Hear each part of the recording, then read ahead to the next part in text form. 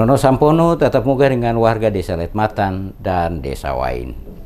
Berkunjung ke Maluku Tenggara dalam rangka memanfaatkan masa reses, Wakil Ketua 1 DPD RI Nono Sampono menyinggahi Desa Letman dan Desa Wain yang terletak di Kecamatan Kei Kecil Timur. Pertemuan dengan masyarakat Desa Letman, Nono Sampono berdialog langsung dengan masyarakat, berbagai hal disampaikan, salah satunya mengenai pemanfaatan penggunaan dana desa demi kemajuan dan kesejahteraan masyarakat desa. Dijelaskan Nono Sampono, pengelolaan dana desa harus dapat memberikan manfaat bagi seluruh masyarakat di desa. Kepala desa bersama seluruh perangkat desa diharapkan menghimpun dan meminta masukan secara menyeluruh dari warga tentang apa yang harus dibuat dengan dana desa yang diberikan tersebut secara baik. Dikatakan Nono Sampono, keterlibatan seluruh komponen masyarakat desa memberikan manfaat positif, kan proses pemanfaatan dana desa akan lebih tepat sasaran. Saat ini fokus penggunaan dana desa lebih ke pengembangan usaha desa, yakni kepala desa harus dapat mengelola dana desa bersama-sama untuk dapat menghasilkan pemasukan bagi kas desa. Salah satunya adalah membuka usaha dalam bentuk kerajinan rakyat yang dibuat oleh warga desa atau menata lokasi wisata yang ada pada lokasi desa untuk dijadikan salah satu tujuan wisata. Selaku Wakil Ketua DPD RI Nono Sampono berharap pengelolaan dana desa betul-betul dapat memberikan manfaat bagi pengembangan desa dan kemakmuran masyarakat desa.